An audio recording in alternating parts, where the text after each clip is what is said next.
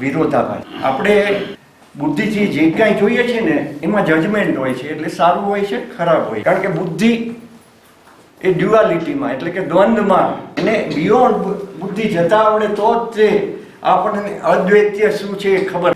એટલે આપણે એક વસ્તુ સાયન્સ જે કાંઈ શોધે ને એને એકચ્યુઅલ સાયન્સ ન કહેવાય, કારણ કે એ સાયન્સ બદલાઈ શકે સમય સાથે. જ્યારે આપણે અંદરથી અનુભવ કરીએ એ સાયન્સ, આપણા જે ઋષિ મુનિઓ આપી ગયા એ સાયન્સ બદલાઈ ન શકે. આપણે બુદ્ધિથી સમજીએ ત્યારે એ પાછું દ્વંદ્વ જ રહે.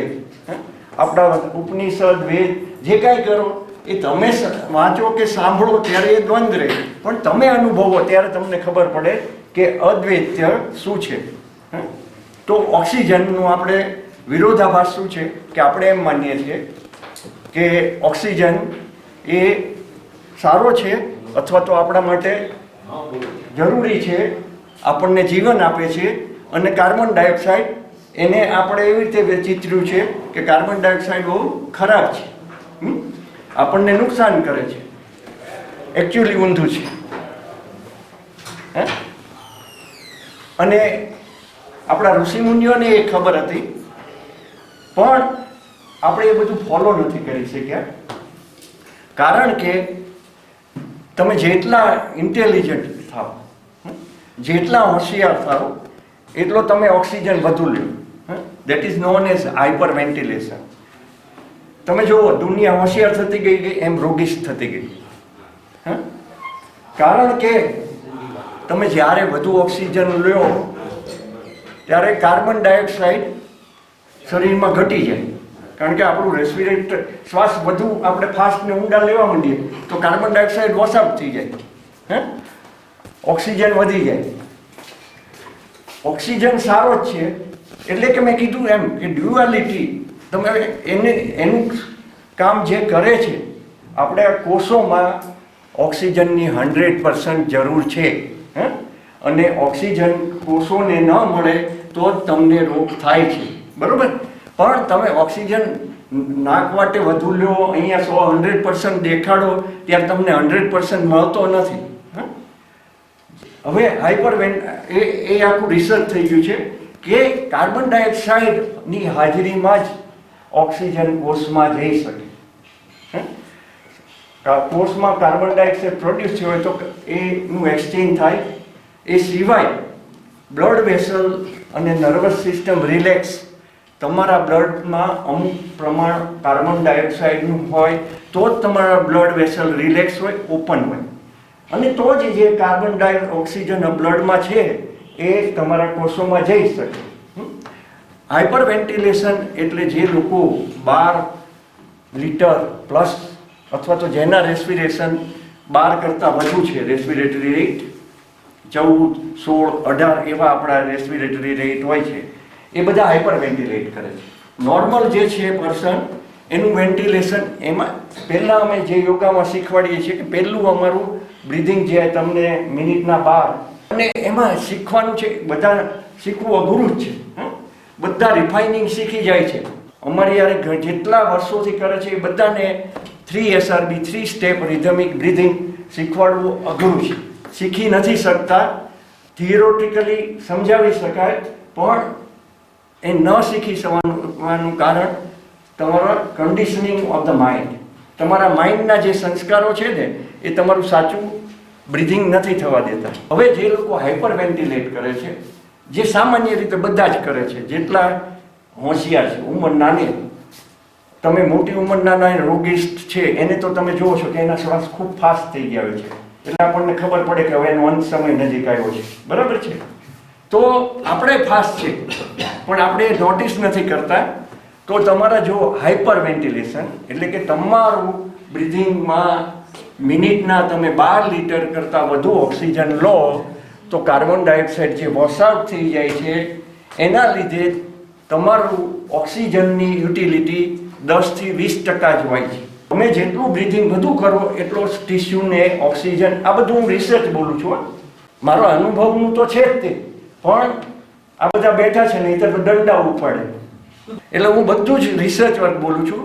એ લોકો 6 લીટર મિનિટ એટલે કે અમે જે બ્રીથિંગ શીખવાડીએ છીએ એને નોર્મલ બ્રીથિંગ કહે છે મેડિકલ સાયન્સ, કે 6 લીટર જો તમારું પર મિનિટનું વોલ્યુમ, એર વોલ્યુમ હોય તો તમે 20 થી 25% ઓક્સિજનનો ઉપયોગ કરી શકો છો.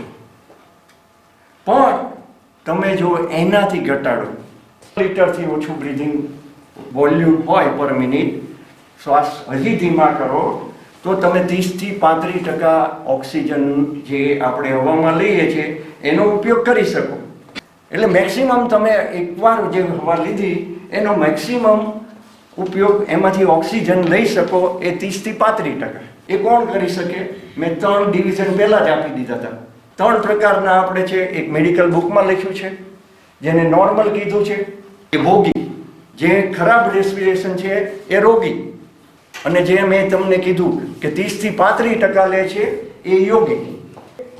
તમારું બ્રીથિંગ સુધારવું જોઈએ, અને એના માટે તાવરિયાજીનું આખું સાયન્સ છે કે અમે વર્ષોથી શીખવાડીએ છીએ. જે મેં ડિફાઇનિંગ એક્સરસાઇઝની વાત કરી, બરાબર છે, પણ તમારું બ્રીથિંગ નહીં સુધરે જ્યાં સુધી તમારામાં યમ અને નિયમ નહીં આવે. તમે ગમે એટલી પ્રેક્ટિસ કરશો, ઘણાને કરાવું છું જુદી જુદી ટેકનિકથી, પણ વાયસા વર્ષા તમારું બ્રીથિંગ સુધારીને જે તમે તમારા કન્ડિશનિંગમાં સુધારો કરો ને એના ચાન્સ ઓછા છે. કારણ કે તમારું કન્ડિશનિંગ બહુ મજબૂત છે. આપણા સંસ્કાર, કન્ડિશનિંગ એટલે આપણા સંસ્કાર ખૂબ મજબૂત છે, એને તોડવા માટે બહુ અઘરું છે. એના માટે તમને જ ખબર હોવી જોઈએ કે ભાઈ મારે સુધરવાની જરૂર છે. એટલે યોગિક સાયન્સનો પહેલો નિયમ છે કે તમને ખબર પડવી જોઈએ કે જે કંઈ પ્રોબ્લેમ છે એ મારી સાથે જ છે, મારે જ સુધરવાની જરૂર છે. તમને બુદ્ધિથી બહાર કારણો દેખાતા હોય તો તમારે જ સુધરવાનું છે. હવે જે આ આખું રિસર્ચ છે, સહેલો કે ડીપ, એકચ્યુઅલી એ બધું સમજાવું છું, બધું જ સમજાવું છું કે એક સાયન્ટિસ્ટ MD ફિઝિશિયન થઈ ગયા રશિયાના, એનું નામ છે બ્યુટાઇકો. એ 20th મિડ સેન્ચુરીમાં એણે રશિયામાં 2000 સ્કૂલ બ્રીથિંગ માટેની સ્થાપિત હતી. એને that is known as Buteyko breathing. Actually એ આપણું યોગિક બ્રીથિંગ છે. એણે ભલે એનું નામ, પોતાનું નામ આપી દીધું, પણ એ તો આપણા બધા ઋષિમુનિઓ પાસેથી તે શીખીને આખી વર્લ્ડ શીખી જાય છે અને પછી પોતાનું નામ આપતા હોય છે, બરાબર છે. તો એ બ્યુટાઇકો એ ફિઝિશિયન હતા, અને એને ખબર પડી કે આનું બહુ ઊંચું સાયન્સ છે, એટલે એણે રશિયામાં 2000 સ્કૂલ સ્થાપી બ્રીથિંગ શીખવાડવાની. અને એ બ્રીથિંગથી એણે બધા જ રોગ, તમને જેટલા નામ આવડે, આ એની ક્લિનિકલ રિસર્ચ બુક છે, આખી સાયન્ટિફિકલી પ્રૂવન બુક છે કે બધા ડિસીઝ માટે, ઇન્ક્લુડિંગ ઓલ સાયકોલોજી. એના ઘણા બધા શિષ્યો હતા. મારી પાસે ઘણી બધી ઓક્સિજન ઉપર જ બુક છે. એમાંથી એક અમેરિકન હતા, એનું નામ છે પેટ્રિક મેક્યો, અને એની બુકનું નામ છે ઓક્સિજન એડવાન્ટેજ. એ ડિસીઝ ઉપર એને કામ નથી કર્યું, એને સ્પોર્ટ્સ પર્સન ઉપર કામ કર્યું છે. હવે સ્પોર્ટ્સ પર્સનને તમને ખબર છે કે દે હાઇપર વેન્ટિલેટ, અને તમને ખબર છે કે એને વધુ રોગ થાય, યુવરાજને કેન્સરથી, બરાબર છે. એવો કેટલા બધા દાખલા છે. એક બીજા એક MD ફિઝિશિયને જે મેરેથોન રનર હતા, એણે બુક લખી છે એન્ટીઓક્સિડન્ટ રિવોલ્યુશન. એણે જોયું કે એની સાથે ઘણા બધા એની સાથે મેરેથોન રન કરતા હતા, એના રિપોર્ટ બધા કાયમ નોર્મલ આવે, અને એને એક સડનલી ખબર પડે કે ભાઈ આને તો હાર્ટ એટેક આવી ગયો, કોકને સડનલી બ્રેઇન ટ્યુમર છે. તો સ્પોર્ટ્સ પર્સનને due to hyperventilation, free radicals જેને કહેવાય, ઓક્સિજનના ફ્રી રેડિકલ, એ 2 ફ્રી રેડિકલ્સ છે અને 2 એલિમેન્ટ છે. ફ્રી રેડિકલના નામ છે hydroxyl free radical, superoxide free radical, અને 2 એલિમેન્ટ છે હાર્મફુલ. એકને તો આપણે જાણીએ છીએ, હાઇડ્રોજન પેરોક્સાઇડ, અને તે બીજો જે એલિમેન્ટલ ઓક્સિજન એલિમેન્ટ છે ઓક્સિજન સિંગલેટ. આ ઉપર રિસર્ચ કરી એને લેબોરેટરી સ્થાપી કે ભાઈ અમારા બધા જે મેરેથોન રનર્સ છે એને એટલા બધા રોગો શું કામ થવા જોઈએ, સ્પોર્ટ્સ પર્સનને જે એક્સરસાઇઝ કરે છે એને. પછી એણે એક્સરસાઇઝ એ બધા તો શું છે કે ભાઈ સાયન્ટિફિક જ એને આપવું પડે, એટલે લોકોને કેટલું એક્સરસાઇઝ કરવી, એટલે કે ઓપ્ટિમમ ઓપ્ટિમમ હોય, એ ઓપ્ટિમમ મેડિકલ સાયન્સ ફિક્સ કરે એવી રીતે એણે આપ્યું હોય. પણ તમારે બધાએ પોતપોતાનું ઓપ્ટિમમ, તમે જો યોગા કરો અને તમારી સંવેદના ડેવલપ થાય તો જ તમે તમારા માટે ઓપ્ટિમમ ડેવલપ કરી શકો. મેડિકલ સાયન્સ તો ઘણું બધું આપે કે આટલું કાર્બોહાઈડ્રેટ લેવું, આટલું પ્રોટીન લેવું, આટલું વિટામિન લેવું, આટલી ફેટ લેવી. શું થાય છે? શું થાય છે કયો? આ બધું તો અમેરિકન રોજ જોખીને ડબ્બા જ ભર્યા હોય ટેબ્લેટના અને લેતા હોય છે. અને સૌથી ડિસીઝ એ લોકો છે, સૌથી વધુ સાયકિયાટ્રિસ્ટને એને જરૂર છે. તો એ પેટ્રિક મેક્યોને જે સ્પોર્ટ્સ પર્સન હતું એના માટે ટ્રેનિંગ ચાલુ કરી. ઓક્સિજન જે વધુ છે એની સામે કાર્બન ડાયોક્સાઇડનું લેવલ વધારવું જોઈએ, કારણ કે કાર્બન ડાયોક્સાઇડ મેડિકલ સાયન્સ પ્રમાણે 40 mm of Hg A normal છે. પણ અહીંયા તમે બધા બેઠા છો એનું જોશો 15-20 હશે,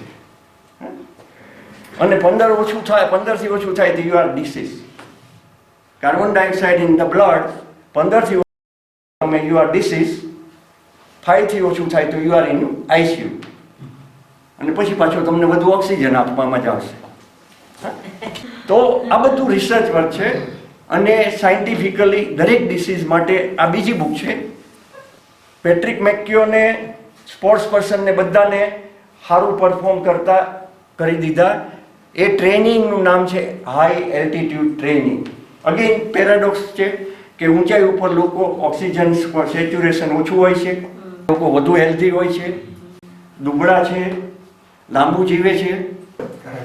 તો પછી આપણે ઓક્સિજન કરીએ છીએ તો 80માં તે નોર્મલ હોય છે. તો એ સાયન્સ આપણે સમજવું જોઈએ. હવે બીજા સ્ટુડન્ટ જે બ્યુટાઇકોનો બીજા સ્ટુડન્ટ હતો એનું નામ છે ડૉક્ટર રાખીમોવ. આ એની બુકનું આ પિક્ચર છે, આર્ટો રાખીમોવ. એમાં એણે આપ્યું છે કે જે 15 લીટર પર મિનિટ એની દશા આ હોય છે, અને જેનું 4 to 6 લીટર પર મિનિટ હોય એ દુબળો પાતળો હોય છે, મારી જેવું. આ બુકમાં એનું ટાઇટલ છે breathing slower and less, total greatest health discovery for ever. આમાં જે ક્લિનિકલ ટ્રાયલ્સ છે એ 15 સુધીની છે, કે જૂની નથી, 2015 સુધીની ક્લિનિકલ ટ્રાયલ બધા ડિસીઝ માટે છે, અને ઇન્ક્લુડિંગ કેન્સર. કેન્સરમાં એ કહે છે એણે કે 20 થી 25% સર્વાઈવલ રેટ આવ્યો છે આ બ્રીધિંગ શીખવાડવાથી, જે કેમોથેરાપી કે રેડિયોથેરાપીમાં નથી મળતો. બાકી તમે જેટલા રોગ કહેશો એની રિસર્ચ આમાં છે. તો બ્રીધિંગ સાચું કેવું હોવું જોઈએ. એ બીજું, આપણા ઋષિમુનિઓ હિમાલયમાં શું કામ જતા? ત્યાં ઓક્સિજન કોન્સન્ટ્રેટ ઘટે. ઓક્સિજન કોન્સન્ટ્રેશન ઘટે એ વખતે સાયકોલોજીમાં શું ફેરફાર થાય એ એમને ખબર હતી. તાવડિયાજી તો ગ્રેટેસ્ટ સાયન્ટિસ્ટ, કે ભાઈ તમારે હિમાલયમાં જાવ્યા વગર તમને એ જ બધા ફાયદા કેવી રીતે થાય એનું યોગિક સાયન્સ બધું એક્સપોઝ કરી ગયા. આપણું નોર્મલ બ્રીથિંગ કેવું હોવું જોઈએ? It should B nasal, mouth breathing ન હોવું જોઈએ. સામાન્ય રીતે તમે બધા જે બ્રીથિંગ કરો છો it is only chest breathing, diaphragmatic નથી. ડાયાફ્રેગમેટિક બ્રીથિંગની ટ્રેનિંગ લેવાની છે, જે અમે બ્રીથિંગ શીખવાડીએ છીએ એમાં. અને એમાં અમે કહીએ છીએ કે નાભી ઉપર હાથ રાખી મિનિટના 12 જ વાર રાધે એટલે 3 સેકન્ડ શ્વાસ લેવાનો છે. ધેર ઇઝ પોઝ 1 2 3 5 6 અને breathe out. No deep breathing, it is no high volume. Depth લેવાની છે, ખાલી થોડીક મૂવમેન્ટ દેખાય કે ડાયાફ્રામની મૂવમેન્ટ આવી. ચેસ્ટ તો હલતી હોય એવું લાગે નહીં, એ રીતે બ્રીથ કરતા શીખવાનું છે. એટલે કે it should be low volume. ડાયાફ્રામની મૂવમેન્ટ આવે પણ લો વોલ્યુમ, એવું નોર્મલ બ્રીથિંગ કરવાનું છે. હવે માઉથ બ્રીથિંગમાં શું થાય? Why mouth breather are disease. બહુ આ જે પેરાડોક્સ છે સમજવાનું છે. માઉથ બ્રીધિંગ કરો ત્યારે ડેડ સ્પેસ એલિમિનેટ થાય છે. શ્વાસ જે અહીંયા ઘણી બધી ડેડ સ્પેસ છે આપણા સાઇનસની, નોઝની અને અપર ફેરિંગ્સની, એ એલિમિનેટ થાય છે. ડેડ સ્પેસ કોને કહેવાય? કે તમે જ્યારે શ્વાસ લો છો અને કાઢો છો એ દરમિયાન અમુક શ્વાસ ત્યાં પડ્યો રહે છે. તમે શ્વાસ બહાર કાઢ્યો એટલે જે બહાર આવ્યો પણ ઓલો હાઈ કાર્બન ડાયોક્સાઇડ વાળો શ્વાસ ત્યાં ડેડ સ્પેસમાં પડ્યો રહ્યો. બરોબર છે? તમે મોઢેથી સીધા લો તો તમને ફ્રેશ એર મળે છે. જ્યારે તમે નાકેથી લો છો તો there is high carbon dioxide concentration વાળો શ્વાસ આવે છે. એનો અર્થ કે કાર્બન ડાયોક્સાઇડ વધુ જરૂરી છે. અને એ તો બધા જ મેડિકલ સાયન્સમાં જાણે છે કે નેઝલ બ્રીથિંગ ઇઝ બેટર અને હેલ્ધી. તો હેલ્થ માટે નેઝલ બ્રીથિંગ હોવું જરૂરી છે. માઉથ બ્રીથિંગ માટે એને સોલ્યુશન આપ્યું છે કે જે લોકોને માઉથ બ્રીથિંગ હોય એને રાત્રે પટ્ટી મારીને સૂવાનું. બીજું, તમે રાત્રે સૂતી વખતે સીધા સૂવો તો તમારું વોલ્યુમ હાઈ રહેશે. પડખા ફરીને અથવા ઊંધા સૂવું જોઈએ. અમે તો પડખા એટલે તમારી જે રાત્રે ચાલુ કરો ત્યારે તમારે ડાબા પડખે સૂવાનું છે એટલે તમારી સૂર્યનાડી ખુલ્લી રહે અને સવારે ઉઠવાનો ટાઈમ થાય એ પહેલાં જમણા પડખે સૂવાનું છે એટલે તમારી ચંદ્ર નાડીને કોન્ટ્રાસ્ટ કરવાનો છે. રાત્રે સૂર્ય ન હોય ત્યારે સૂર્ય નાડી ચાલવી જોઈએ અને સવારે તમે પાછા જ્યારે ઉઠવાની તૈયારી હોય ત્યારે ચંદ્ર નાડી ચાલવી જોઈએ. તો તમને તમારી હેલ્થ સારી રહે. આ બધા એક્સપેરિમેન્ટ કરવાના અને આપણે જોવાનું. હવે તમારું બ્રીથિંગ અથવા તો તમારું કાર્બન ડાયોક્સાઇડ કેવું છે એ કંઈ લેબોરેટરીમાં તો મપાવા જવાય. ડાયગ્મેટિક બ્રીથિંગનો પહેલો બીજો મોટો ફાયદો છે એ છે it stimulate or negative suction થાય છે તમારી લિમ્ફેટિક્સમાં. અને જે એબડોમિનલ પાર્ટ ઓફ થોરેસિક એટલે જે લિમ્ફેટિક ડ્રગ્સ છે એમાંથી સક્શન થઈ અને લિમ્ફ બધું થોરેસિક ડક્ટમાં આવે છે. અધરવાઇઝ તમારું ડાયાફ્રેગમેટિક બ્રીથિંગ ન હોય તો આપણે ખાલી લિમ્ફેટિક સિસ્ટમ વિશે કાંઈ જાણતા જ નથી. સૌથી કચરો મેક્રોસ્કોપિક કચરો કાઢવાની મોટામાં મોટી ડક્ટ એ ત્યાંથી શરૂ થાય છે. એટલે ડાયાફ્રેગમેટિક બ્રીથિંગ કરો ત્યારે લિમ્ફેટિક્સ ડ્રેનેજ સારું થાય છે એટલે ઘણા બધા રોગમાં તમને ફાયદો થાય. હવે નક્કી કેવી રીતે કરવું કે મારું બ્રીથિંગ કેવું છે? બરાબર છે? એ માટે બે ટર્મ્સ જુદી જુદી આપી છે. એકમાં બોડી ઓક્સિજન લેવલ ટેસ્ટ તમારે તમારું જજ કરવાનું. બીજામાં એને જ તે સીપી આપ્યું છે એટલે આપણે સીપી લઈશું, કંટ્રોલ પોઝ. એ કેવી રીતે કરવાનું છે મેં ગયા વખતે તમને લેક્ચરમાં તમને કીધું હતું કે લેબોરેટરી રિપોર્ટ કરતાં તમારી શરીરની સંવેદના અથવા તો બોડી બોલે છે, શરીર જે કહે છે એ ઇટ ઇઝ મોર ડાયગ્નોસ્ટિક. તમારી શરીર બધાનું સંવેદનશીલ એટલું નથી કે તમને ખબર પડે એટલે તમારે રિપોર્ટ કરાવવા પડે છે. બરોબર છે? પણ આ જે સીપી હું કહું છું કંટ્રોલ પોઝ એ બધા માટે ડાયગ્નોસ્ટિક છે એટલે બધા જ ચેક કરી શકો અને કેટલું બધું ચેક કરી શકો એ હું સમજાવું છું. તો સવારે જ્યારે પહેલી વાર ઉઠો મોઢું બોઢું સાફ કરી અને એકદમ શાંતિથી બેસી અને ડીપ બ્રીથિંગ નહીં, હળવો શ્વાસ લેવાનો, હળવો શ્વાસ બહાર કાઢવાનો. આવા 2-3 શ્વાસ કાઢી, બહાર શ્વાસ કાઢી અને નાક બંધ કરીને બેસી જવાનું. ટાઈમ માપવાનો અને ફર્સ્ટ ડિઝાયર ટુ બ્રીથ એટલે જ્યાં તો આ નાક બંધ કર્યું હશે તો અહીંયા ગળાના સ્નાયુનું મૂવમેન્ટ આવશે, ક્યાં ડાયાફ્રાગમેન્ટની ત્યાં તમને ઈચ્છા થાય અથવા તો તમને આમ થાય કે હવે હું છોડી દઉં. પરાણે નથી કરવાનું. એ સીપી માપવાનું છે અને તમારું સીપી કેટલું છે એના ઉપરથી તમારી હેલ્થ નક્કી થશે. એટલે ટાઈમ જોવાનો ને સેકન્ડ, કેટલી સેકન્ડ. કુંભકનો. હા, કુંભકમાં તમે ઊંધું કરો છો, તમે ડીપ બ્રીથિંગ કરીને કુંભક કરો છો. અહીંયા નોર્મલ બ્રીથ આઉટ કરવાનું છે અને પછી તમારે શ્વાસ રોકવાનો છે અને ફર્સ્ટ ડિઝાયર ટુ બ્રીથ ત્યાં સુધી that is called CP, your basic CP. એ માપ્યા પછી હવે તમારું હેલ્થ કેવી છે એ નક્કી થઈ જાય. સામાન્ય માણસોનો સીપી મેં છે ને જે સ્પોર્ટ્સ પર્સન ઘણા બધાના મને હું જાણતો એ બધાના સીપી ટેસ્ટ કર્યા છે. અમે બધા જે યોગા કરીએ છીએ એના બધાના કર્યા છે. અને અમને તો તાવડિયાજી બહુ ઘણું ઊંચું સાયન્સ આપી ગયા છે. વર્ષોથી જે કરતા હોય એને ગોલ્ડ નગેટ આપ્યું છે. એ ખરેખર ગોલ્ડ છે. અને એ અમે પ્રેક્ટિસ કરીએ છીએ 25 વર્ષથી. એટલે મારું CP is more than 1 minute. બરોબર. પણ બાકી બધાના સીપી કેટલા હોય? તો મેડિકલ સાયન્સ એમ કહે છે કે કાર્બન ડાયોક્સાઇડ નોર્મલ 40 હોય એનું સીપી 40 સેકન્ડ હોય. જેનામાં બોડીમાં 40 કાર્બન ડાયોક્સાઇડનું લેવલ હોય they can pause. કારણ કે બાકીના બધાનું શું થાય કે તમે હાઇપર વેન્ટિલેટ કરતા હોય એટલે તમારું રેસ્પિરેટરી સેન્ટર જે પાછળ આવ્યું છે એ સેન્સિટિવ થઈ ગયું હોય. એટલે તમે જરાક શ્વાસ રોકો તો એની તરત કહે કે ભાઈ શ્વાસ લે ભાઈ. બધાનું હાઇપર સેન્સિટિવ છે રેસ્પિરેટરી સેન્ટર. એને આપણે ડિસેન્સિટાઇઝ કરતા શીખવાનું છે.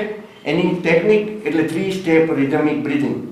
એ ટેક્સ યર્સ સુધરતા આપણને, કારણ કે આપણે સંસ્કાર આપણે જલ્દી નથી બદલતા. એની ટેકનિકો આપી છે તાવરિયાજીએ કે સંસ્કાર બદલો તો તમારું બધું બદલાઈ જશે. પણ આપણે એ બદલતા નથી. એટલે આપણું બ્રીથિંગ છે ને એ આપણી કન્ડિશનિંગ ઓફ ધ માઇન્ડ ઉપર છે. એ આપણને ખબર નથી. અને પણ તમને સીપી પછી જ ખબર પડશે શું કરવાનું છે. હવે નોર્મલ માણસનો 40 હોય, પણ મેં જે બધાના માપ્યા અને મેં એવા લોકોના માપ્યા કે જે લોકો 20-25 કિલોમીટર રોજ સાયકલ ચલાવતા હોય, એના સીપી 20થી વધુ કોઈના નથી. એનો અર્થ શું થયો કે દે આર હાઇપર વેન્ટિલેટિંગ. એના રેસ્પિરેટરી સેન્ટર સીપીમાં શ્વાસ બધો કાઢીને રોકવાનો, બધો કાઢીને નહીં, હળવો લેવાનો, હળવો કાઢી અને રોકવાનો છે. એ એક આપણે પેરામીટર નક્કી કરવાનો છે આપણી હેલ્થ માટેનો. અને આ હું તમને સૌથી સહેલો એ પેરામીટર આપું છું. જુદી જુદી કાઢ્યા પછી હા ભરેલો એ રોકીને નહીં. ના તો તમે વધુ રોકી શકશો. એટલે જે આ ક્રાઇટેરિયા આપું છું હું તમને એ કાઢ્યા પછી ના આપું છું. એટલે તમારો સીપી સામાન્ય રીતે 20 હોય તો you are hyperventilating. 17-18 litre per minute તમારું બ્રીથિંગ હોય. હવે યુઝ્યુઅલી તમારો સીપી 15 નીચે જાય એટલે યુ આર ડિસીઝ. નીચે જાય એટલે આપણી આઈસીયુ તરફની જવાની પ્રક્રિયા ચાલુ થઈ. એટલે આ સીપી માપતા શીખવાનું. હવે સીપી માપવાના કેટલા બધા ફાયદા છે એ હું તમને કહી દઉં. આ બુકમાં બધું જ બહુ સરસ બુક છે. ઓક્સિજન ઉપર ઘણી બધી, ઓક્સિજન ઉપર જ બુક છે. ઓક્સિજન એડવાન્ટેજ મેં કીધી, બીજી બ્રીધોલોજી છે. મારી પાસે ઘણી બધી બુક છે. આ breathing slower and breathing less doctor Artour રાખીમોવની બુક છે. વાંચવું હોય તો, બાકી સાયન્સ તો બધું હું સમજાવી દઉં છું. હવે તમે સીપી તમારો જે છે એનો ઉપયોગ આખો દિવસમાં તમારું કલ્યાણ કરવા માટે ઉપયોગ કરી શકો. તમે ખાઈને થોડી વાર રહીને તમારો સીપી માપી શકો. તમે ફ્રૂટ ખાઈને માપો, તમે ભજીયા ખાઈને માપો, તમે જે ડાયટ લેશો એની ઇફેક્ટ તરત તમારા સીપી ઉપર આવશે. આ તો ખાલી ખાવાની વાત. તમે એક્સરસાઇઝ કરો છો એ બરાબર કરો છો કે નહીં? તો એ એક્સરસાઇઝ કર્યા પછી, રેસ્ટ કર્યા પછી તમારો સીપી માપો. એ તો હજી સમજાય એવી વાત થઈ. સંજયભાઈ પાસે બેસીને તમારો સીપી માપો, બીજા ભાઈ પાસે જઈને તમે બેસીને સીપી માપો. It will change. સમજાય છે આખું કેટલું ડીપ સાયન્સ છે? કોનો સંગ કરવો એ તમને ખબર પડશે. કારણ કે હમણાં કોરોનાની વાત થઈ, તમને એક રૂમમાં પૂરી દઈએ, તમને કોઈ ન્યૂઝે ન આપી અને કોરોનાને અંદર આવવાય ન દે તો કોરોના નહીં થાય? એનું કારણ છે કે આપણે માસ્ક તો બાંધી શકીએ છીએ, પણ જે થોટ ઇમ્પલ્સ. હવે તમારા એ ઘરમાં તમને એક રૂમમાં પૂર્યા પણ આજુબાજુ બધા ગભરાયેલા જ ફરે છે. That is cold impression food. અને એ ઇમ્પ્રેશન ફૂડ તમે કાયમ લો છો. મેં તમને 2 ફૂડને, તમે એક ફૂડને જાણો છો બીજા ફૂડની વાત ગઈકાલે પરમદી કરી રવિવારે કે પ્રાણ એનર્જી છે એ ઇઝ એ રિયલ ફૂડ. આપણે તો આ ખોરાકમાં જ પડ્યા રહીએ છીએ. પ્રાણ એનર્જી છે એ real food for your energy. Third energy is a impression food. મેં તમને બધાને છેલ્લે 2013 પૈસા પછી મેં તમને એક કીધું હતું. મેં તમને તમારો આભાર માન્યો હતો કે તમે બધાએ પ્રતિભાવ આપ્યો. કેવી રીતે આપ્યો? તમે કોઈ બોલ્યા નથી, તમે એક વિચાર પાસ કર્યો છે. And I started feeling energetic. That is the science. કે આ બધું હું મારા અનુભવથી શીખ્યો છું. કે શરૂઆતમાં આ આવરણ નહોતું જેને આપણે યોગિક તમે આ જે ઇમ્પ્રેશન ફૂડ છે એમાં સારું હોય એને ગાળવાનું આવરણ હોય એ ડેવલપ બ્રિધિંગથી જ કરી શકીએ. શરૂઆતમાં નહોતું એટલે મારી વાઈફને ખબર પડી જાય હું કોની યાર બેસીને આવ્યો છું. કારણ કે શરૂઆતમાં શું થતું કે કોક દી એને ખબર હોય કે આ ઓછું ખાય તો ઓછું બનાવ્યું ને તે દી મને ઓછું પડે એટલે એ મને પૂછે કોની યાર બેસીને આવ્યો. અને એમ ખબર પડી. અને આપણા આ ઋષિમુનિઓ તો બધા તમને સત્સંગનું બધું સમજાવી જ ગયા છે. હું આ સાયન્ટિફિક સમજ્યો, બરોબર છે, અને તમને સમજાવું છું. બધી રિસર્ચ થઈ ગઈ છે કે તમે તમારું સીપી જુદી જુદી રીતે માપો અને સાચો રસ્તો મળતો જશે. તમારે તમારું સીપી સુધારી શકાય, કોઈ પણ ઉંમરે સુધારી શકાય. જે લોકોને રોગ નથી એના માટે હાઈ એલ્ટિટ્યુડ ટ્રેનિંગ લઈ શકો. પણ જેને રોગ છે એને તાવડિયાજીનું જે સાયન્સ છે 3 સ્ટેપ રિધમિક બ્રિધિંગ, પહેલાં એ કરવાનું. એક્સરસાઇઝ સારી કરવા માંડો, કારણ કે એક્સરસાઇઝ કરવાથી પણ તમારું સીપી સુધરે છે. અને ફૂડ સુધારો, પહેલાં એ રીતે સુધારો, પછી તમે હાઈ એલ્ટિટ્યુડ ટ્રેનિંગ કરી શકો. હું ઘણા બધા અમે ગયા વખતે વર્ષે અમે બધા ત્યાં ગયા હતા લડાખ, અને મારી સાથે બધાને હું હાઈ એલ્ટિટ્યુડ ટ્રેનિંગ આપીને લઈ ગયો હતો. એમાં આ જ વસ્તુ કરવાની છે જે તમને કીધી. એમાં અમે પરાણે આ જ રીતે સીપી માપીએ વધારીએ છીએ કે શ્વાસ બહાર કાઢી નાક બંધ કરીને હું દોડું છું અને મારા સ્ટેપ ગણું છું અને એ સ્ટેપ ધીમે ધીમે વધારતો જાઉં છું એટલે મારો સીપી વધે. પણ એ સાજા માણસો માટે જ છે, રોગીસ કરતા નહીં.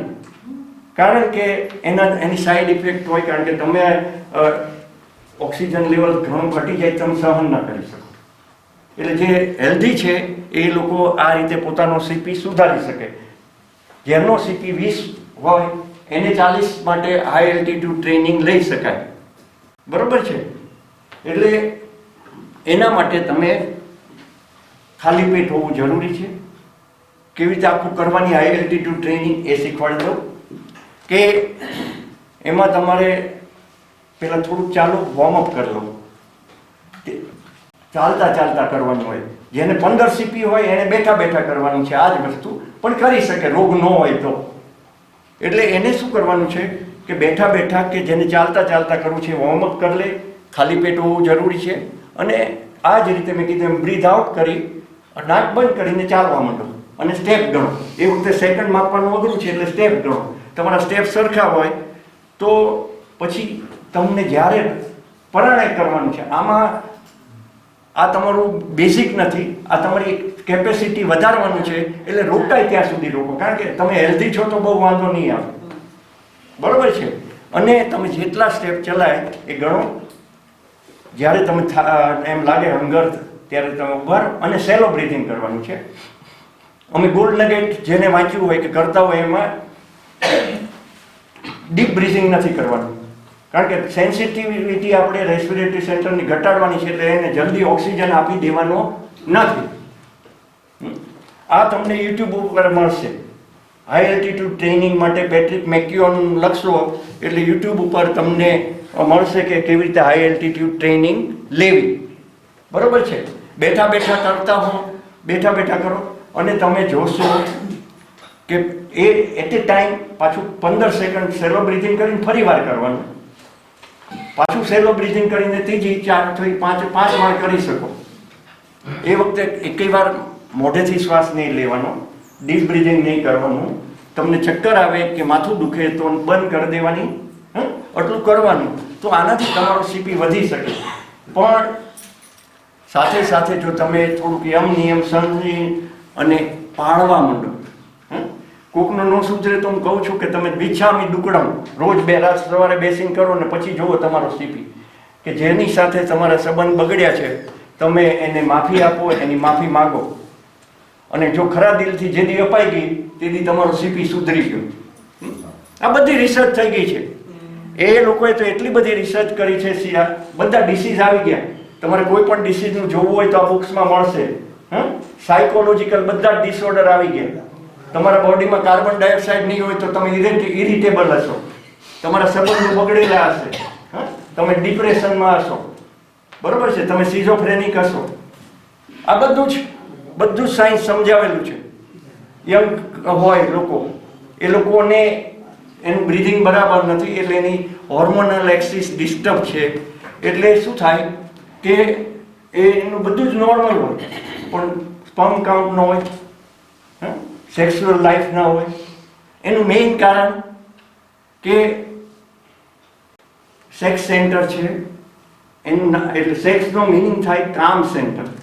કામ એટલે આપણે એક જ વસ્તુ સમજીએ, સેક્સ નહીં. આપણા બધાની સેક્સ એનર્જી બહાર વહી ગઈ છે કામનામાં. બધાને આપણે બાળક જન્મે એટલે મહત્વકાંક્ષા એટલે કામના, સેક્સ એનર્જી બહાર વહી ગઈ છે. ધેટ ઇઝ ધ કામ cause of infertility in young couple. તમારા પોલિસિસ્ટિક ઓવરિયન ડિસીઝ પણ આનાથી મટે, તમારા ફાઇબ્રોસિસ્ટિક ડિસીઝ ઓફ ધ બ્રેસ્ટ પણ આનાથી મટે, બધું જ મટે. આ એક. અને આ ડાયગ્નોસ્ટિક છે. તમારા લેબોરેટરીના રિપોર્ટ કરતાં વધુ ડાયગ્નોસ્ટિક છે. તમારો સીપી કેટલો છે, બરોબર છે. અને એણે ત્યાં સુધી રિસર્ચ કરી છે, કારણ કે આ બધાય કદાચ ઋષિ મુનિઓ જ હશે જે રિસર્ચ કરી છે એણે, કે 100 વર્ષ પહેલાં કેવું બ્રીથિંગ હતું. તો એણે મૂવી જોયા, બધા જે સાયલેન્ટ મૂવી હતા ને એમાં કોઈના મોઢા ખુલ્લા રહે છે, એણે એ જોયું, એની મૂવમેન્ટ જોઈ, એ લોકોનું બ્રીથિંગ જોયું મૂવીમાં. અને એણે કીધું કે એ કરતાં આપણે 100 વર્ષ જે આપણું બ્રીથિંગ બગડ્યું છે, આપણે ઇન્ટેલિજન્ટ થતા ગયા એમ એ મૂવીમાંથી એને ખબર પડી. એનાથી આગળ જઈને એણે 500 વર્ષ પહેલાંના સ્કલ ખોદ્યા, હાડપિંજરો કાઢીને એના સ્કલ ઓબ્ઝર્વ કર્યા અને એના નેઝલ પેસેજ જોયા કે એનું બ્રીથિંગ કેવું હતું. અને એણે એટલું બધું કીધું છે કે આખી સોસાયટી સુધરી જાય જો આ રીતે બધાનું બ્રીથિંગ થાય તો સતયુગ આવી જાય. આખી દુનિયાની ચિંતા ન કરો, તમારા માટે તો લાવો. કારણ કે આ સાયન્ટિફિકલી પ્રૂવન વસ્તુ છે. એટલે હવે તાવડિયાજીનું જે સાયન્સ છે એની આપણે ચર્ચા કરી લઈએ. અને એ બ્રીથિંગ તમને આજે શીખવાડવામાં આવ્યું હતું. આપણું જે બ્રીથિંગની પ્રેક્ટિસ, આ મેં તમે હાઈ એલ્ટિટ્યુડની કીધી, જે લોકોને રોગ છે એને તાવડિયાજીનું 3 SRB કરવાનું છે. એમાં શું કરવાનું છે કે શરૂઆતમાં જે આપણે રિફાઇનિંગ અથવા કોઈ પણ, માનો કે સંજયભાઈ સાયકલ ચલાવવા જાય છે તો પછી આવી અને એણે એનું બ્રીથિંગ સરખું કરવું જોઈએ. એના માટે શાંતિથી બેસી અને જે અમારું રાધે કૃષ્ણ અથવા 1 2 3નું મ્યુઝિક ટ્રેક ઉપર 12 સાયકલ છે. રાધે એ 3 સેકન્ડ છે, કૃષ્ણ એ 2 સેકન્ડ છે. એમાં શાંતિથી બેસી રાધે વખતે તમારે બ્રીથિંગ કરવાનું છે, ડાયાફ્રેગમેટિક, ડીપ નહીં. એટલે મુવમેન્ટ થોડીક નીચે આવશે. એમાં જે વોલ્યુમ આવે એ યુઝ્યુઅલી 500થી વધે નહીં. કારણ કે અમારા જે ઘણા બધા સાધકો છે, એટલે અમારા એટલે 3 SRB વાળા સાધકો, એ બધાને સંવેદના ખૂબ વધી ગઈ છે. કારણ કે એ બધાને રિફાઇનિંગ વર્ષોથી કરે છે. અને પછી એ બધાને મારા જે બધા મિત્રો અમારા કોમ્યુનિકેટ કરે કે ભરતભાઈ તમને કાંઈ તકલીફ નથી, ત્યાં અમને ઘણી તકલીફ થાય છે. અને એ લોકોને કારણ કે સંવેદના વધી અને દે હાઇપર વેન્ટિલેટ, એટલે એ લોકોને બધાને ફોગ, જે બ્રેઇન ફોગ, ન્યુરોલોજીકલ પ્રોબ્લેમ રહે છે. હું એને શીખવાડું છું કે તમે સાચું બ્રીથિંગ નથી કરતા, તમારે ન્યુરોલોજીસ્ટ પાસે જવાની જરૂર નથી.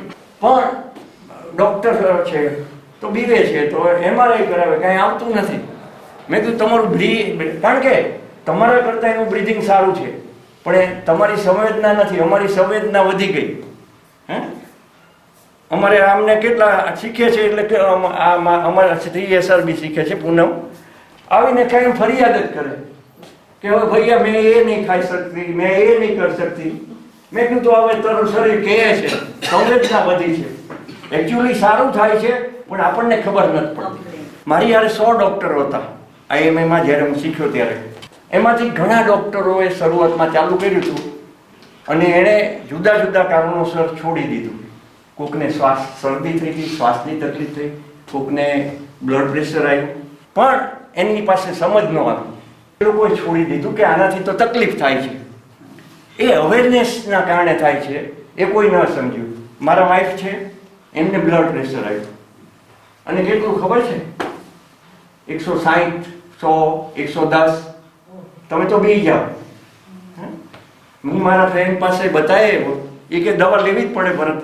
પણ મેં કીધું જો મને એની આર્ટરી જોતા આવડે છે, આઈ નો ઇટ ઇઝ સાયકોલોજીકલ. હવે એની બોડી અવેરનેસ વધી એટલે એ બતાવે છે કે અંદર કચરો છે, એટલે મને નથી લાગતું કે દવા લેવાની જરૂર છે. આવું રિપીટેડલી ઘણા વર્ષ રહ્યું, બીપી આવે કન્ટિન્યુઅસ ના રહે. અલ્ટિમેટલી અત્યારે મારી જેવું એમનું પણ થઈ ગયું, કોઈ દવા લીધી નથી.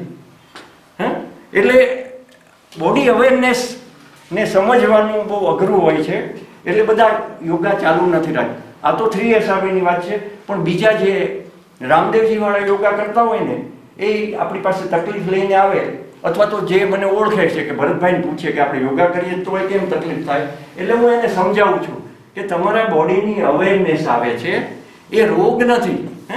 આજે મેં તમને ગયા વખતે સમજાવ્યું કે આપણે બાળકનું કેટલું સત્યાનાશ વાળી દઈએ છીએ કે એની અવેરનેસ, એના સિમ્ટમ્સને ટ્રીટ કરીને આપણે કેટલું નુકસાન કરીએ છીએ. હું ઘણા બધા બાળકોને ટ્રીટ કરું છું કે મારે અમુક પીડિયાટ્રિશિયન હોય, એને ખબર હોય કે હું એમની પાસે મોકલું છું કે મા બાપને સહિયારો આપવાનો કે ભાઈ રિપોર્ટમાં કંઈ ખરાબ નથી, કંઈ બીવા જેવું નથી, અને હું કહું છું એ બરાબર છે, દવા નથી આપવાની. અને એ રીતે બાળકો મોટા થઈ ગયા છે. મારા બાળકો તો થયા જ, મારા ભાઈઓ બહેનોના એ ઘણા બધાના બાળકો દવા વગર મોટા છે. પણ બોડી અવેરનેસ ઇન્ટેક રાખવી એ બહુ જરૂરી છે, અને એ ફરીવાર લાવી શકાય છે. રિફાઇનિંગ એક્સરસાઇઝમાં ગ્રેટ સાયન્સ છે, એમાં સાયકોલોજી બધી છે કે તમારું નિયમ ઓટોમેટિક આવે. એટલે તાવડિયાજીનું બ્રીધિંગની પ્રેક્ટિસ અગેન એમાં કોઈ ફાસ્ટ નથી થઈ શકતું.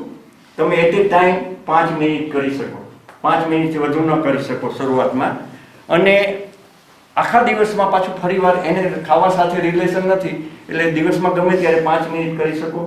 15 દી મહિનો તમારી બરાબર થાય પછી એ 10 મિનિટ કરો, પછી પાછી 15 મિનિટ કરો.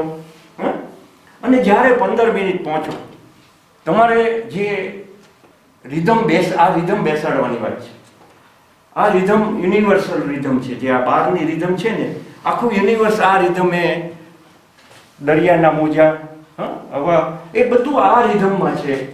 અને એ બધી બાકી પશુ પક્ષી પ્રાણીઓમાં આ રિધમ છે. એ રિધમમાં તમારું આવવું જરૂરી છે. એટલે તમારી અંદર જે ચેન્જીસ થશે એ તમને અત્યારે નહીં સમજાય, પણ તમે કંઈ અનુભવો તો ચોક્કસ મારો કોન્ટેક્ટ કરી શકાય. તમારું બ્રીધિંગ ઉતરતું જશે એમ તમારામાં ચેન્જીસ ઘણા થઈ શકે. જ્યારે 15 મિનિટ તમારું બ્રીધિંગ આ રીતે થાય ત્યારે શું કરવાનું છે કે રાત્રે સૂતા સૂતા આ બ્રીધિંગ ઊંઘ આવવાની ચાલુ થાય ત્યારે તમારે કરવાનું છે. એનાથી શું થાય કે જ્યારે આપણને ઊંઘ આવવા માંડે ને, ત્યારે આપણે જેને જાગૃત મન કહીએ છીએ, એ જાગૃત મનમાં એનર્જી વહી જાય, એ ડલ થઈ જાય. અને એ જાગૃત મન ડલ થાય ત્યારે આપણું જે એને અજાગૃત અથવા તો સબકોન્શિયસ કહીએ છીએ એ ઓપન અપ થાય. હવે જો એ સબકોન્શિયસમાં આ બ્રીધિંગની રિધમ બેસવા માંડે તો તે તમારી ખોટી રિધમ છે. તમારે ખોટી બાયોલોજીકલ રિધમ, જેમ ખાવા પીવાની અંદર બાયોલોજીકલ ક્લોક ગોઠવવાની છે, એમ બ્રીધિંગની પણ ક્લોક ગોઠવવાની છે. અને એ રિધમ ધીમે ધીમે એની ઉપર નવું રેકોર્ડિંગ થાય. યોગાનું આખું સાયન્સ અનલર્નિંગમાં છે, લર્નિંગમાં નથી. તમે જે ખોટું શીખી ગયા છો એ સંસ્કાર છે, એ કાઢવામાં યોગાનું આખું સાયન્સ છે. અને એ જો અનલર્નિંગ નથી કરતા અને ઘણા નથી કરી શકતા એટલે એમનું બ્રીધિંગ નથી સુધરતું. એટલે અનલર્નિંગ બહુ જરૂરી છે. અમુક લેવલ સુધી અમે કહીએ છીએ કે તમારે આ રિધમ, તમારો શ્વાસ બદલાવા માંડે એટલે તમારું જાગૃત મન મંદ થવા માંડે. તમે આ એક્સરસાઇઝ કરો જે હાઈ એલ્ટિટ્યુડ, તોય તે એ જ વસ્તુ થાય કે કાર્બન ડાયોક્સાઇડ વધે ને એટલે તમારું લોજિકલ માઇન્ડ શાંત થવા માંડે, એનાથી મૂર્છા પણ આવી શકે. અને એ શાંત થાય ત્યારે નવી ચેનલો ખુલે. જે છે તે કોમ્યુનિકેશન આપણે મનુષ્ય સિવાય બધા પાસે છે. એનો એક એક્ઝામ્પલ આપું કે સુનામી જ્યારે આવ્યું હતું ઇન્ડોનેશિયામાં, ત્યારે એક વસ્તુ આપણે બધાએ નોટ કરી હતી કે માણસ સિવાય કોઈ નહોતું મળ્યું કે નહીં. એક જ છોકરો બચી ગયો હતો, કારણ કે 2 દિવસથી એના ઘરમાં ઢોર બાંધ્યા હતા, એમાં એક વાછરડું હતું, એ કૂદકા મારતું હતું. અને એ છોકરો કહેતો હતો કે આ આપણને કાંઈક કહેવા માંગે છે. બધા જ પશુ પંખી તો નહીં તો પણ બધા પશુઓ જ્યાં સુનામી આવવાનું ત્યાંથી દૂર ભાગી ગયા હતા. અને આ છોકરો એક જ ભાગ્યો, ઓલા વાછરડા લઈને ભાગ્યો. એના ઘરના કોઈ માન્યા નહીં, તો એ કે તમને ન આવું કાંઈ નહીં, આ વાછરડું જ્યાં જશે ત્યાં હું જઈશ. અને એ છોકરો બચી ગયો. આ ઇન્સિડન્ટ આવ્યો હતો પેપરમાં. એ જે છે એ શું છે? શું કામ આપણને એ ચેતના નથી? આપણને કેમ નથી ખબર પડતી? ઇન્ટેલિજન્સ. હા, કે આપણે વધુ પડતું લોજિકલ માઇન્ડ વાપરીએ છીએ. એટલે 2 સેન્ટર તાવરિયાજીએ કીધા. તાવરિયાજીના એક શિષ્ય હતા, એની એક બુક છે, ડૉક્ટર હતા, MBBS ડૉક્ટર, ડૉક્ટર પારૂખ. એમને તાવરિયાજીને જાણતા નહોતા, એને બ્રેઇન સ્ટ્રોક આવ્યો, પેરાલિસિસ થઈ ગયું, અને મેડિકલ સાયન્સ એને મદદ ન કરી શક્યું. ત્યારે કોકે એને કીધું કે તમે તાવરિયાજી પાસે જાઓ અને એ તમને આ બ્રીથિંગ શીખવાડીને સાજા કરી દેશે. એ સાજા થઈ ગયા. પછી તાવરિયાજી સાથે રહી અને આ બધું સાયન્સ સમજ્યા. પછી એણે એક બુક લખી છે, એનું નામ છે એજ્યુકેશન ફોર એટેન્શન. તમારું જે આ બ્રીથિંગ સુધરે, તમારું ધ્યાન સુધરે.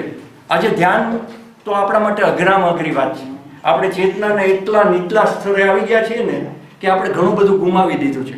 જેમ જેમ ઇન્ટેલિજન્ટ થતા ગયા ને એમ આપણી ચેતના નીચે આવતી ગઈ. એમાંથી આ ચેતનાનો પાઠ છે, જે મેં ઇન્સિડન્ટ કીધો એને આપણા શાસ્ત્રોએ ચિત્તી કીધું છે. ચિત્તી આપણા બધામાંથી વહે છે. એને યુનિવર્સલ ડિવાઇન માઇન્ડ કીધું છે. રાઈટ બ્રેઇનમાં જે સાયલન્ટ એરિયા કહીએ છીએ, it is not silent. Medical સાયન્સે એને સાયલન્ટ એરિયા કીધું કે ત્યાં એમાં ચેકો મૂકો તો તમને કાંઈ તકલીફ નથી થતી, એમ કહે છે. એમાંથી ચિત્તી વહે છે, તમારામાંથી વહે છે 100%. ખાલી તમને એની અવેરનેસ નથી. એ ચિત્તી જ્યારે તમારા શરીરમાંથી વહે ત્યારે એ ચિત્ત બને છે. એને તમારું સેલ્ફ માઇન્ડ કહેવાય. આ બધું શાસ્ત્રોમાં સમજાવેલું છે. હવે એ સેલ્ફ માઇન્ડ, એકવાર તમે ચિત્તીના કોમ્યુનિકેશનમાં આવો ને, કોરોનાની ચિંતા હોઈ જાય. એ ચિત્તી તમને ગાઈડ કરે કે ભાઈ તારે શું કરવાનું છે. દરેક પરિસ્થિતિમાં 24 કલાક એ તમારી સાથે હોય છે. અને તમે જેમ એક બાળક માતાનો હાથ પકડ્યો હોય ને જે સેફટી અનુભવો, એ તમે એ જો ચેતનાના લેવલે પહોંચી જાઓ તો you can be relax like that child. અને બીજું છે ઇનસાઇટ સેન્ટર્સ, એની ઓપોઝિટ. આ રાઈટ બ્રેઇનમાં છે, એ લેફ્ટ બ્રેઇનમાં. આ બધું એ બુકમાં સમજાવ્યું છે. એ ઇનસાઇટ સેન્ટર એક્ટિવેટ થાય એટલે પાછી તમારી ઓટોનોમિક ઇનસાઇટ તો આવે જ, પણ ઓટોનોમિક સિસ્ટમ તમારી પરફેક્ટ થઈ જાય. પાછી તમારું ઇન્ટરફિરન્સ એમાંથી વયું જાય. કારણ કે ઓટોનોમિક સિસ્ટમને તમે ઓટોનોમિક રહેવા જ નથી દીધી. તમારા મગજ એટલું એક્ટિવ છે કે તમે એને ઓટોનોમિક રહેવા જ નથી દીધી. તો એ સિવાય ઘણી બધું આગળ છે સાયન્સ. ઘણી બધી ચેનલો ખુલી શકે, પણ એ જરૂરી નથી. પણ એક દિશા મળવી જોઈએ કે મેં કીધું. બીજું, તમને સીપી માપતા આવડવું જોઈએ, અને સીપીથી તમે તમારો ખોરાક નક્કી કરી શકશો. સીપીથી તમારા રિલેશન કોની સાથે કેવી રીતે, અને આ એક્સરસાઇઝ કરશો પછી તમારે ઘણું બધું બેસવું પડે તોય તમે એક માસ્ક ડેવલપ કરી શકશો. હા, આ બધું સાયન્સ છે. વેક્સિન નહોતી લીધી કે કોરોનામાં દવા કોઈ નહોતી આપી ત્યારે મને મૂર્ખો કહેતા હતા. ઇટ્સ ઓકે, કારણ કે બુદ્ધિથી તો આ સમજ આવી ન શકે ને, બરોબર છે. તો આ ઓક્સિજન પેરાડોક્સ આપણે પૂરું કરીએ, પછી પ્લાન્ટ પેરાડોક્સ સમજે. બેઝિકલી અમે તો ડેઈલી તમે જે કહો છો એ બ્લડ ટેસ્ટ કરીએ જ છીએ. રોજ અમારે 5 જણના ટેસ્ટ થાય. સંજીવભાઈ એગ્રી કરશે જે કાર્બન ડાયોક્સાઇડ ને ઓક્સિજનના અમારે, કારણ કે હાર્ટના ઓપરેશન બધાને કરવા જ પડે. નોર્મલ અમે 40 જ ટાર્ગેટ કરીએ છીએ. હા, બરોબર. 15 કે 20 શક્ય જ નથી. નહીં, બધામાં હોય છે. નહીં સાંભળો, આ બધું રિસર્ચ વર્ક છે. નહીં બરોબર હું છે. તમને જે કહું છું આપણી બુક્સનું જ કહું છું. હા, કારણ કે એ ક્યારે થાય કે શરીરમાં જ્યારે એસિડોસિસ થાય, કારણ કે કાર્બન ડાયોક્સાઇડ છે એક બાજુ અને બીજી બાજુ છે બાયકાર્બોનેટ. ઓકે. બાયકાર્બોનેટ જે શરીરમાં છે એ કિડની કંટ્રોલ કરે છે, એ કિડની કંટ્રોલ કરે છે, અને એસિડ આપણા શરીરમાં CO2 કરેક્ટ કરે છે. એટલે જો એસિડ વધારવો હોય તો બોડી CO2 ને વધારે. એટલે જેને એસિડ વધારવાની જરૂર હોય એ CO2 સ્લો બ્રીધિંગ કરી અને CO2 વધારી શકે શરીરે. પણ ધારો કે બોડીમાં એસિડોસિસ ઓલરેડી છે, બરાબર, કે જેમાં બાયકાર્બોનેટ, તો એને હાઇપરવેન્ટિલેટ કરવું જ પડે. અને એ કરીને એ જ્યારે ડિઝીઝમાં હોય છે, એસિડોસિસમાં, કે જે લિથલ કન્ડિશન, ત્યારે બ્રીધિંગ આપણું 30-40 સુધી જાય છે, બરાબર. નહીં તો આપણું બ્રીધિંગ 12 થી 16 ની વચ્ચે હા, હોય છે. પણ એ જ વાત છે. એક મિનિટ. અને તમે તમે 12 થી 16 થી નીચું લાવી શકો એ વાત છે. ના, 12 થી 16 થી નીચું લાવવા માટે તમે જે હોલ્ડિંગ એક્સરસાઇઝ છે કોઈ પણ કરી શકો. એમાં એવું છે કે આપણા બ્રેઇનમાં 2 રિફ્લેક્સ છે. એક હાઇપોક્સિક રિફ્લેક્સ, એટલે કે જ્યારે ઓક્સિજન ઓછો થાય શરીરમાં ત્યારે સેન્ટર આપણને કહે કે તમે શ્વાસ લો. અને બીજું રિફ્લેક્સ છે કાર્બન ડાયોક્સાઇડ વધે, કારણ કે 45 થી ઉપર 50 થી ઉપર જાય ત્યારે એ વધી ગયો ગણાય, કારણ કે એસિડ વધ્યો કહેવાય. હવે જે કોમ્પન્સેટરી મિકેનિઝમ છે આપણી બોડીની, જે બાયકાર્બોનેટની, ઇટ ડઝન્ટ વર્ક ઇમિડિયેટલી. એટલે કાર્બન ડાયોક્સાઇડ વધવો શરીરમાં અમુક લિમિટથી ઉપર એ બહુ ડેન્જરસ કરાય. કારણ કે સાંભળો, જે પૂરું કરું તમને, પૂરું કરું. એટલે CO2 નોર્મલી વધારવા માટે અને તમારા જે સેન્ટર છે એને ડિસેન્સિટાઇઝ કરવા માટે તમે સ્લોલી આવું બધું કરી શકો. સ્લોલી જ કરાય. એટલે સાંભળો, એટલે આપણે એવું જોવામાં આવે છે કે આપણું શરીરનું રિફ્લેક્સ, જેમાં ઇન્ટરસ્ટિશિયલ લંગ ડિઝીઝ હોય, લંગ ડિઝીઝ થયેલા હોય, એ લોકોનો ઓક્સિજન લેવલ ઓલવેઝ નીચે જતો રહેતો હોય. એટલે એને 80 સુધી એને કાંઈ ખબર જ ના પડે, મને કાંઈ તકલીફ નથી, એમ જ કે. અને જે અસ્થમેટિક છે, કે જેને કાર્બન ડાયોક્સાઇડ અંદર ભેગો થાય છે, એને તમે જો તમે એનો ટેસ્ટ કરો અને 55 આવે ને કાર્બન ડાયોક્સાઇડ, તો એ એમ કે મને કાંઈ નથી, કારણ કે એના જે સેન્ટર્સ છે એ એક્લેમેટાઇઝ થઈ ગયા છે, એનો રિફ્લેક્સ છે એ બંધ થઈ ગયો છે, થોડો ધીમો થઈ ગયો છે. એટલે યુઝ્યુઅલી તમે જે સીપી જે કહો છો, બેઝિકલી ઇટ્સ એ તમારું જે સેન્ટર્સ છે એની સેન્સિટિવિટીને ડાઉન ને અપ કરવાની વાત છે, બરાબર. પણ એ આટલું તો બરાબર છે સાયન્સની રીતે, પણ એ પછી જે થાય છે એ આપણી બુક્સમાં ક્યાંય નથી. પીએચ છે ને, ઇટ ઇઝ ધ ઓનલી બોડીની પીએચ. બધા આલ્કલાઇન વોટર બહુ બોલતો નથી, પણ એનું કહું તમને, આપણી બોડીની પીએચ 7.35 થી 7.45. જો માણસની પીએચ ડિસ્ટર્બ થાય તો માણસ સડનલી ભરી જઈ શકે.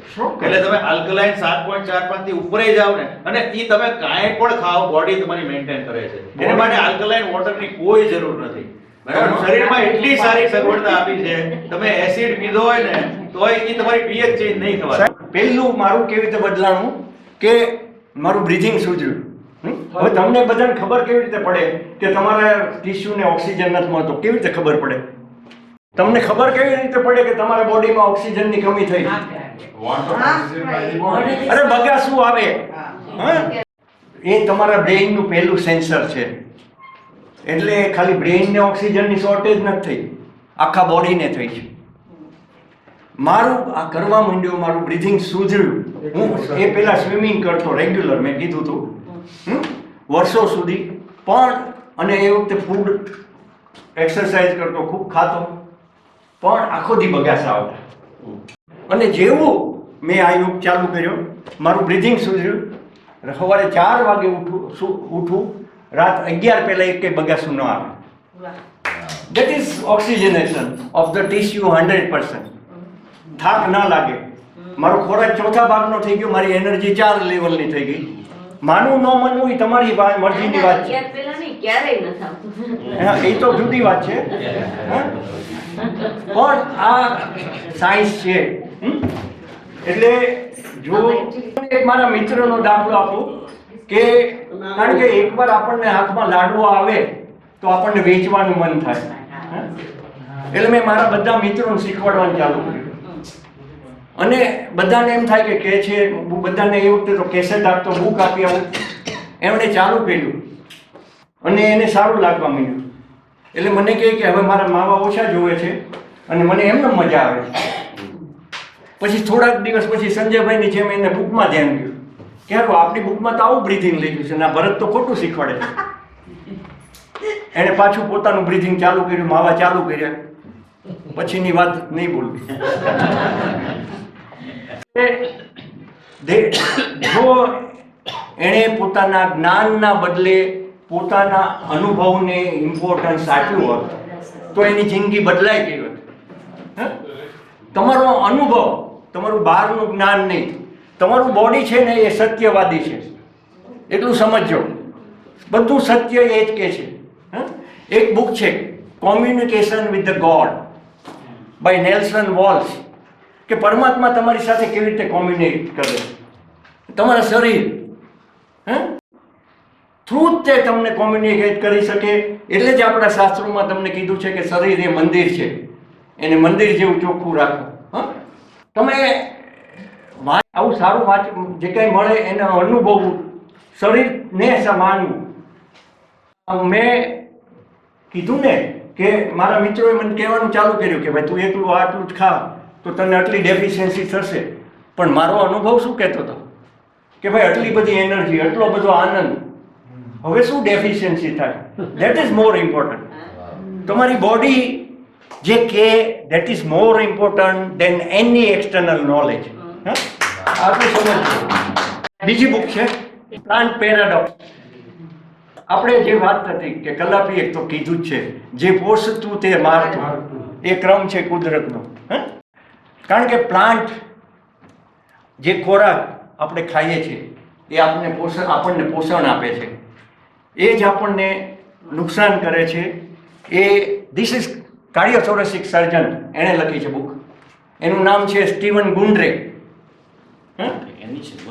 હા, એમણે એ કાર્ડિયોથોરેસિક સર્જન, એટલું મોટું નામ અમેરિકામાં કે એ પીડિયાટ્રિક હાર્ટ ટ્રાન્સપ્લાન્ટ કરતા, અને એના નામે ઘણી બધી ડિવાઇસ ઇન્વેસ્ટિગેટ કરેલી છે. પણ 50 વર્ષના તે ઓબેસ થઈ ગયા. તમને જે કાંઈ અહીંયા ભણ્યા છો હેલ્ધી ડાયટ, એ બધું એ જાણતા હતા, અને એક્સરસાઇઝ, હેલ્ધી ડાયટ એ બધું કરતા હતા. અને છતાંય એને ઓબેસિટી આવી, ડાયાબિટીસ આવ્યું, આર્થરાઇટિસ આવ્યું, અને ઘણા બધા પ્રોબ્લેમ આવ્યા. પણ એ એટલીસ્ટ મારી જેવા જાગૃત હતા કે હું ડૉક્ટર છું પણ હું જાણતો નથી, એટલું એને જ્ઞાન થયું. એટલે એણે આખા યુરોપના લોકો હેલ્ધી હતા એટલે એણે યુરોપ ગયા અને બધાની જીવનચર્યા જોઈ, ખાવા પીવાનું જોયું, અને શું પ્રોબ્લેમ છે પછી બધું રિસર્ચ કરી અને એણે આ બુક લખી પ્લાન્ટ પેરાડોક્સ. એણે પ્રેક્ટિસ છોડી દીધી.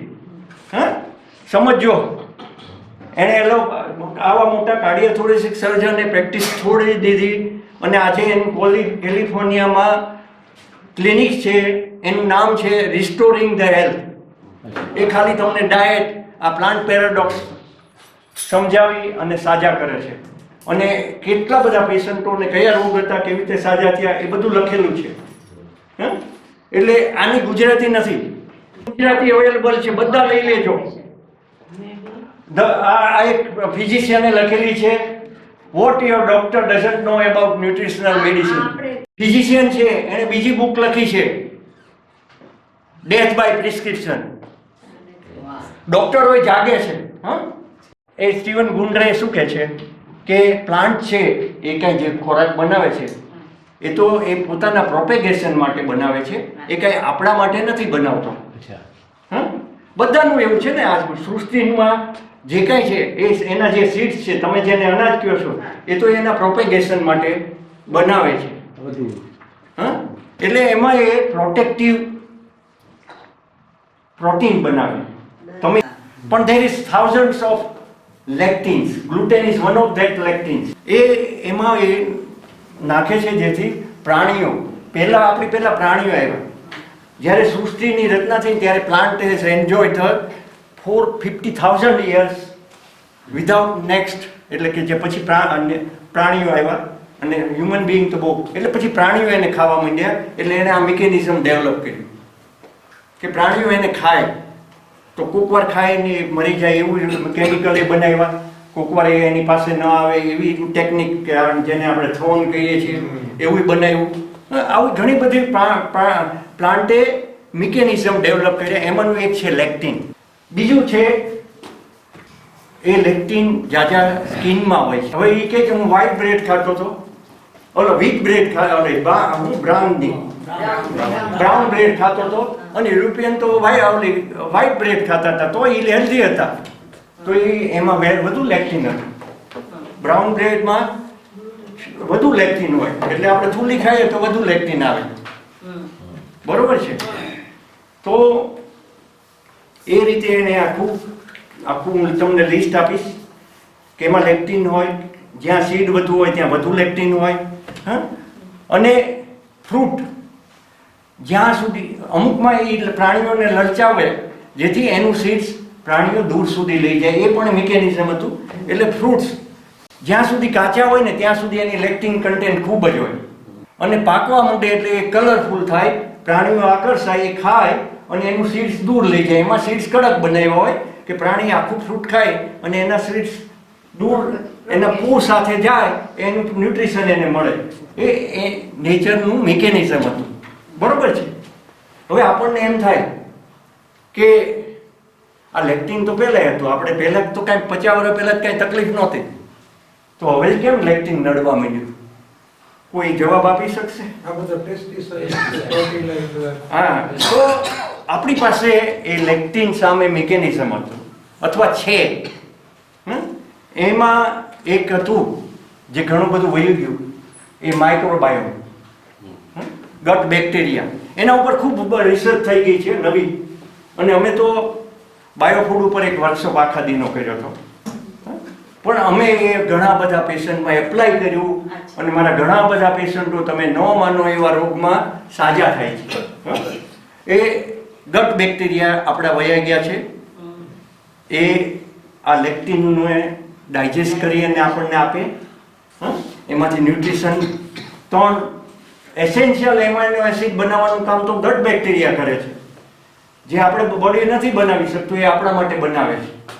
પછી બીજું છે જે પ્રોટેક્ટિવ મિકેનિઝમ ઇઝ મ્યુકસ.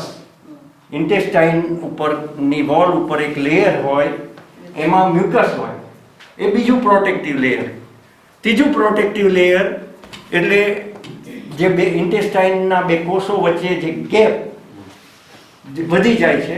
શું કામ? ઇન્ટેક હોય તો લેક્ટિન ત્યાંથી અંદર ન જઈ શકે, એબ્સોર્બ ન થઈ શકે. એનું નામ એણે આપ્યું છે લીકી ગટ. આ બધું શું કામ થાય છે? એક ડોક્ટરે લખ્યું છે, કાર્ડિયોથોરેસિક સર્જને, કે there is deadly disruptor of this mechanism. આ મિકેનિઝમ કેવી રીતે તોડી કાઢવામાં આવે છે અથવા તૂટી જાય છે? એમના ડેડલી ડિસ્ટ્રપ્ટરમાં પહેલું શું છે? Antibiotic. Antibiotic is first deadly disruptor. Second is anti-inflammatory, and third is proton pump inhibitor. આ પહેલા 3 નામ આપ્યા, જે તમે ચણા મમરાની જેમ ખાવ છો. ત્યાર પછી જ બધા ઓટોઇમ્યુન ડિસીઝ આવ્યા. ત્યાર પછીના ડેડલી ડિસ્ટ્રપ્ટરમાં છે બ્લુ લાઇટ. તમે મોબાઈલ આખો દી પકડીને બેઠો છો, ટીવી, આ બ્લુ લાઇટ તમારું રાત્રે તો બધી લાઈટ બંધ જ થઈ જવી જોઈએ. તમારું પિચ્યુટરી શટડાઉન થવી જોઈએ. તમારી પિચ્યુટરી બંધ નથી થતી, હા, એને રાત્રે આરામ મળવો પડે. અને પછી મેલેટોનિન આવે, sleep hormone. It has so many healing property. એ ડેડલી ડિસ્ટર્બરમાં એક એ છે. બાકી તમારા કોસ્મેટિક્સ, તમારી ટૂથપેસ્ટ, હા, આ બધું ડેડલી ડિસ્ટર્બરમાં એણે આપ્યું છે. 7 ડેડલી ડિસ્ટર્બર આવે છે.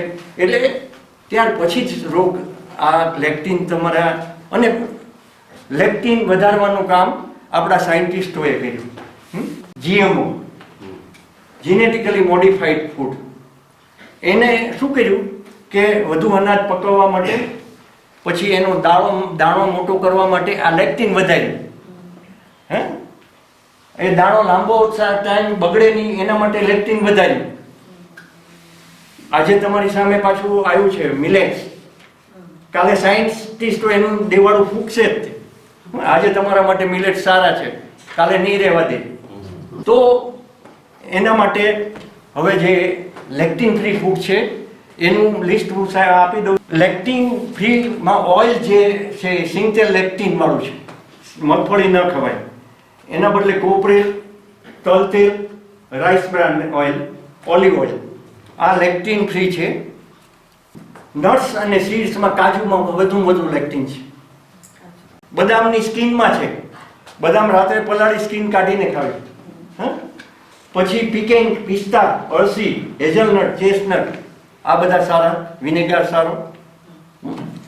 લોટમાં તો બધા જ લેક્ટિન વાળા છે. એટલે એને કોકોનટનો ફ્લોર કીધો છે, બદામનો ફ્લોર, એટલે ત્યાં બધું એ મળતું. ગ્રીન બનાનાનો ફ્લોર કીધો છે કે વાપરવો જોઈએ. સ્વીટ પોટેટો, શક્કરિયાનો લોટ વાપરવો જોઈએ. હા, અને આરો રૂટનો, આરોરૂટ ફ્લોર ઇઝ લેક્ટિન ફ્રી. ફ્રૂટ્સ, દૂધમાં જે ટાઈપ 1 ડાયાબિટીસ બાળકોને થાય છે એનું કારણ એણે જે કીધું છે. બીજી આવી ઘણી બધી બુક્સ મારી પાસે છે. ફિઝિશિયનો પાસે લખેલી. એમાં એક બુક એક ફિઝિશિયનની 2 બુક બહુ સરસ છે.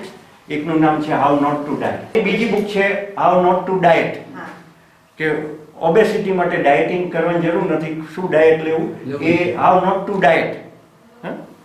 માઇકલ ગ્રેગરે તમારા જે કાંઈ ડિસીઝ છે એનાથી ન મરવા માટે તમારે દવા છોડીને એના ઓલ્ટરનેટિવમાં શું કરવું એ ઘણા બધા ઓપ્શન આપ્યા છે. ટાઈપ 1 ડાયાબિટીસ, એ જે આ A1 મિલ કાઉન્ટ જાય ને શરીરમાં, એ લેક્ટિન છે. A1 જે છે ગેલેક્ટિન, એ તમે એન્ટીબાયોટિક બાળકને આપી હોય પછી એ બેરિયર વયો જાય, બાઉલ બેરિયર, એ અંદર જઈ અને બીટા સેલને મારે છે. આ રિસર્ચ. તમે જીનેટિક્સ જોત્યા છો. આપણે એમ કહીએ જીનેટિક્સ. અરે જીનેટિક્સ આવ્યું ક્યાં? પહેલા કોઈ દી બાળકોને થતો જ નહોતો ડાયાબિટીસ. આવ્યું ક્યાંથી? હે, ડેરી ઇન્ડસ્ટ્રીનો વિકાસ થવાની સાથે. હા, એમ. એટલે પછી જે નો છે, જેને લેક્ટિન ફૂડ નથી ખાવાનું, એમાં પાસ્તા, રાઈસ, બટેટા, દૂધ, બ્રેડ, લોટ, બેકરી આઈટમ, બધા અનાજ, સુગર.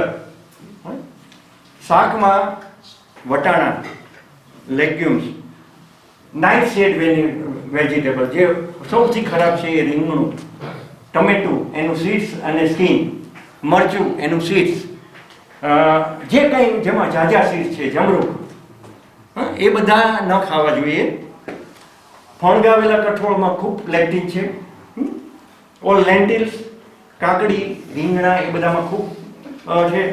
પછી સ્ટ્રીટ ફ્રી હવે જે આર્ટિફિશિયલી બનાવે છે એ મને ખબર નથી, પાછું એનું કઈ રિસર્ચ થાય પછી ખબર પડે. પણ તમારે એ પીવાની નથી જરૂર. આ બધું નથી, હું ખાવ જ છું, કારણ કે મારા ગટ બેક્ટેરિયા ઇન્ટેક્ટ છે.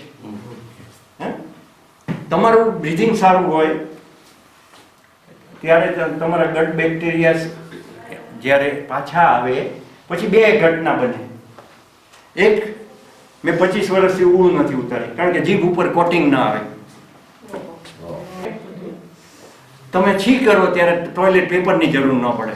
તમારા ગટ બેક્ટેરિયા ઇન્ટેક હોય એની સાઇન છે કે ચોંટશે નહીં ક્યાંય. હા? બધું ઘણું છોડી દીધું છે અને વર્ષો થઈ ગયા. અને જ્યારે ટાઈમ મળ્યો આ કોરોનામાં સાહેબે કેમ કીધું કે એને આ બધું નોલેજ ત્યાંથી મળ્યું એમ કોરોના વખતે હું બધું જ ઓનલાઈન બધા જે બાયોફૂડના વર્કશોપ, બાયો એન્જાઇમના વર્કશોપ બધું શીખ્યો. અને એ બધું તમારા પહેલા તમારી પાસે લાવતા પહેલા હું પહેલા અમારા ઉપર પ્રયોગ કરું. મારા પેશન્ટો જે જાણે છે આમને હું કહું કે તમે આ બીટ કાંજી પીવો, દેટ ઇઝ બાયોફૂડ. તમારા ગટ બેક્ટેરિયા આવશે એટલે તમને એસએલઈના પેશન્ટને તમે બેક્ટેરિયા પાછા આપો બાયોફૂડમાં, એને હાજા થવા મળશે. મેડિકલ સાયન્સ તમને કોઈ દી નહીં કંઈક હાજા થાવ. મારી પાસે ફાઇબ્રોસિસ્ટિક ડિસીઝના પેશન્ટ છે, એને એના એક્સપર્ટે કીધું કે તમારું આ મેં પહેલી વાર જોઈએ છે કે રિવર્સ થાય છે. મારું કાંઈ નથી, એ લોકોએ શ્રદ્ધાથી કર્યું છે. મેં ખાલી જે કાંઈ મને મળ્યું છે એ આપ્યું છે. પણ શ્રદ્ધા તમારી સૌથી અઘરી શ્રદ્ધા છે. આપણે એટલા બધા બુદ્ધિશાળી થઈ ગયા છીએ કે આપણને આ અંદર જે ભર્યું છે ને એના ઉપર જ શ્રદ્ધા છે. અંદર એટલો બધો કચરો ભર્યો છે. એટલા માટે તે યોગી એમ કહે છે કે બુદ્ધા કહે છે કે એમ્પ્ટી થાય બોટ. અને એ આપણે તો અનેક જન્મો સુધી કરી શકીએ એમ નથી. પૂરું કરું. Thank you.